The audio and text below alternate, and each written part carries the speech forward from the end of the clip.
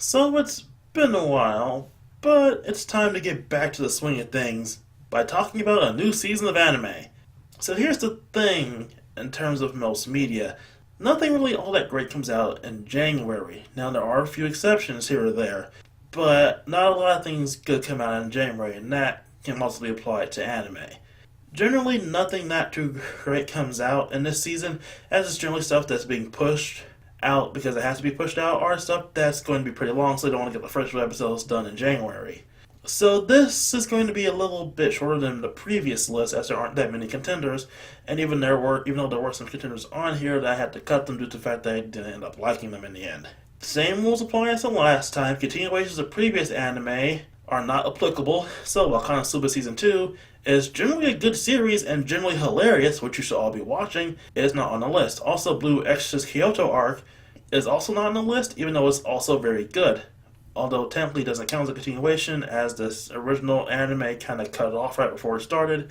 It went off to do its own thing, and this is just kind of a semi-reboot. But still, it doesn't count because it's technically a continuation, because it doesn't go over the first few episodes again. It's sort of like an Inuyasha situation. But anyway, now without further ado, let's go for my recommendations for the winter anime season of 2017. So here's something that generally surprised me that it was going to be a thing when I heard about it last year at the finale for Space Patrol Luluko-chan. Little Witch Academia TV anime series. What do you do with this thing? Well, let's go over the basic plot. Ako Karagiri is a girl idolizing a witch known as Shiny Chariot. Inspired by her idol, she heads towards Luna Nova Academy, a witch's boarding school where she learns to basically be a witch. From here, she deals with her own difficulties as a witch, such as her inability to fly, as well as cast magic in general, as she tries to live up to her idol and learn the secrets of Shiny Chariot's staff. So here's a question: why do I love this? It's, well, all in the characters, such as Akko, who's overly energetic, who's a giant overly energetic breath of fresh air, as well as seeing her struggles as a witch makes her pretty interesting. Also, Susie is the best girl. I'm just gonna put that out there. Susie's best girl. Overall, this is a pretty light-hearted series so far, with only 3 episodes in, dealing with more of Akko's struggles with witch society than anything else right now. But, it's slated for 25 episodes, so it could literally be going anywhere. We just don't know yet. It's still early on to tell. But it does have the trigger stuff I like. It has the funny characters, the decent comedy writing, and just the amazing amount of animation. Because, this is really well animated, and I do love the style they use for the show. So basically, if you're looking for something that's lighthearted for right now, I highly recommend this one. If you're looking for something that's going to last a bit longer, this one's going to last 25 episodes. So, My Little Witch Academia. Check it out. Also, check out the original OVA. That's also very, very good. So here's one that I'm very iffy about putting on the list in general. If there's an anime that's still on the list that I might drop later on, this is the most likely candidate. And Handshakers. Okay, let me explain this plot right quick. The basic plot follows Tazuma, who ends up stuck in a sort of battle royale style game alongside Koori. Kiori? Again, forgive my pronunciation because I do not speak Japanese. And they're called handshakers. Basically speaking, they're people who hold hands to use their weapons and various superpowers that often take the form of metallic looking substances here and there. So why is this one the most likely to be dropped? Honestly, it's the art style. The art style is okay, it's nothing really that special, but when we get to the fight scenes, that's when it starts to really look not really all that great to me. I don't know, there's something unappealing about the way the series portrays metal and chains in a sort of 3D style. The series itself uses a sort of 2.5D style in order to make things pop out a bit more. On top of that, outside of the whole aesthetic thing, it's pretty much a generic action anime series. Kiori, however you pronounce her name, is a pretty standard heroine. She doesn't really do that much, and if they go over each other's hands, for too long, she's gonna die. Tazuma is the standard. Oh, I had this one special thing about me, and in fact, he likes repairing things. And aside from that, he's completely normal. And the comedy is okay at best. Again, I think the big draw point of this series is the fight scenes, and they look kinda ugly to me. So yeah, this is the most likely one I'm going to drop on this list. I've already dropped several series because they don't either look right or they weren't what I thought they were going to be.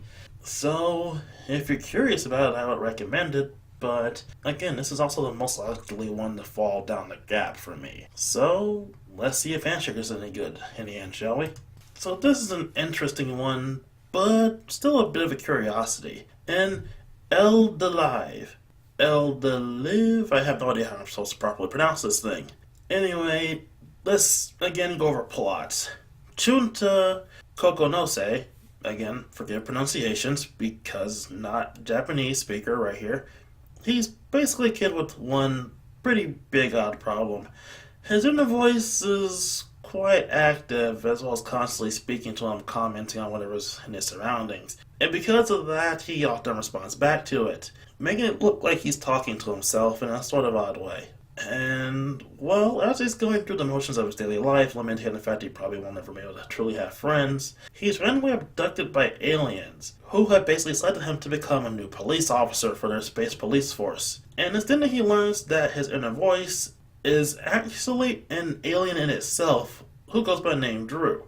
From there, it's just wacky adventures as a space policeman, which is pretty interesting. Overall, this is a pretty funny one. I've watched the first few episodes and they are generally somewhat entertaining and generally funny. Not as funny as Konosuba, which is downright hilarious, but this is one that'll give you a bit of a chuckle every so often. This is nothing really all that major, but just one that you can sit down and enjoy whenever you feel like it. I honestly highly recommend this one. No, not highly, but a strong bit above Handshakers. So yeah, Eldelive, pretty entertaining so far. So, here is one that I love just for how it looks in general as well as the overall premise. This anime is definitely pretty, and I just love the premise of it, as I stated earlier. So, what is it? It is Yojo Senkai, or as it's translated, and as I prefer, the title I prefer, Saga of Tanya the Evil. So, let's go over the basic plot, shall we? So again, the plot. In the middle of a World War I style war between two kingdoms utilizing magic in various ways, on the front lines of this war is a young girl named Tanya. She's known for being one of the most brutal soldiers in the war, but in reality, Tanya is in fact the reincarnation of a Japanese salaryman, one of the most brutal Japanese salarymen, but still Japanese salaryman, trapped in the form of a little girl after angering a being calling himself a god right after he died. He's now trapped in this form without really any morals he has, as well as his ruthless attitude. So basically, he's himself as a person, but in the form of a little blonde-haired, blue-eyed girl. That's just comedy gold right there. But his ruthlessness, as well as general lack of all that many morals, make him one of the worst beings to face on the battlefield. On top of that, he's literally taunting God itself, and God itself is taunting him back, making him even more powerful. Again, this is a very curious premise of an anime, as it's essentially a guy's war against God itself. Well, his war to live a peaceful life against God's attempt to make him a true believer, which is, again, a pretty interesting premise, just with World War I draped over it, and as well as a gender-bending confusion here and there.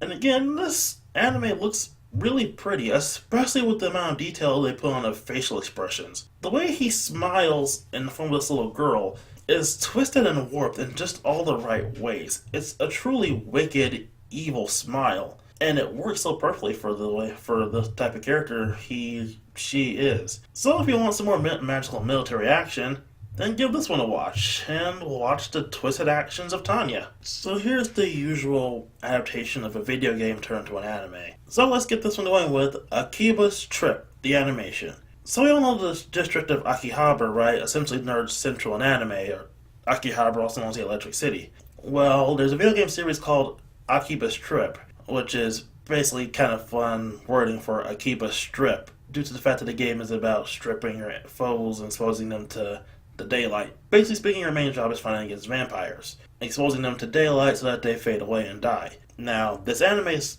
a similar premise, but very different, so let me go over the plot. In the district of Akihabara, mysterious beings known as bugged out ones, or synthesizers, depending on what translation you're going by, are causing some trouble. Our main character, Dengagi Tomotsu, again, forgive pronunciations, I don't know Japanese, gets attacked and is turned into an elite bugged out one, and now works alongside Matome Mayonaka to defend Akihabara from the various bugged out ones' attacks. while of course stripping them, exposing them to the air, which is their primary weakness. And since because they're bugged out ones as well, that's also their primary weakness. Overall, this is a decent comedy series, not kind of super good, but still pretty somewhat funny, mainly making fun of the otaku mindset with Denkagi's various hobbies and the way he goes over the top for them, such as him going over the top for idol culture in one episode, and him going over the top for radios in one episode. Also, there's a super strong blonde chick who constantly cosplays. Every anime needs at least one of those, right? So, this is a fun little curiosity, but at the same time it seems like a giant marketing vehicle, as they make references to real-life products and idol groups, as in episode 2 they actually get a real-life idol group to help make the song. And the next upcoming episode is about Street Fighter V. Take that as you will, but this is still a pretty interesting anime to watch nonetheless. The characters are pretty fun to see watch bounce off each other, and that's generally all I look for in crazy comedy anime. So yeah, Akiba's Trippy animation, pretty decent overall.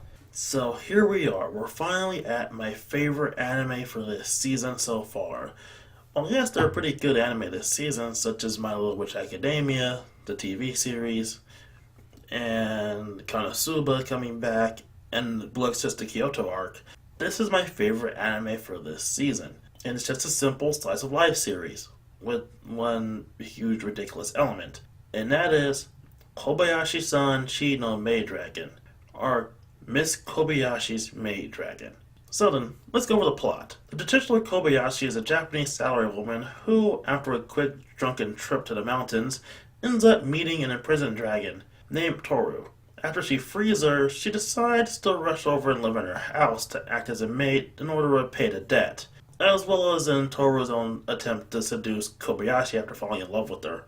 All this time, Kobayashi ends up learning more about dragons and how similar they are to humans. So when you get right down to it, it's basically nothing more than a slice of life series with the major fantastical element about two characters with generally shut-in personalities opening up to one another, which is good, honestly. That's good anime. At least in my opinion, it's good anime. The art style is good. The characters are good, and all of it's good.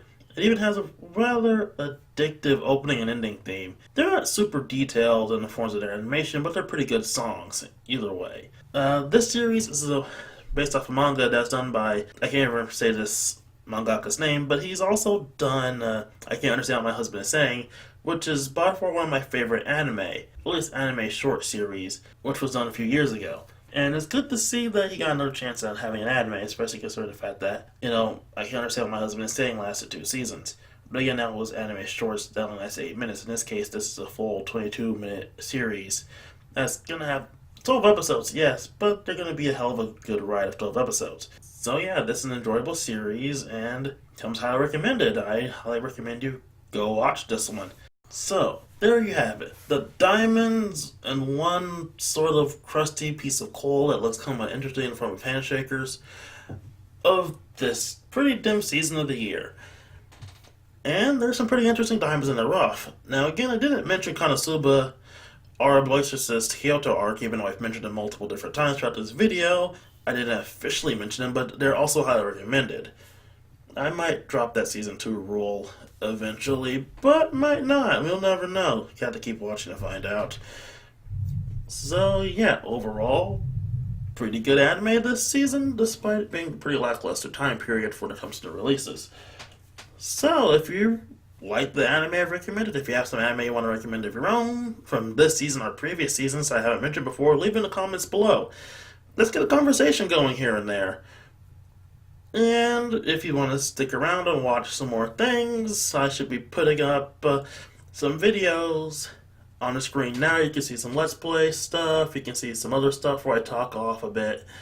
You get more episodes of the Dark Library, the sub-series I have going on. And stick around if you want to subscribe and whatnot. We have some things going on this channel sometime later in the year. You never know what's going to happen, so you might as well stick around and watch. So, till next time, everybody.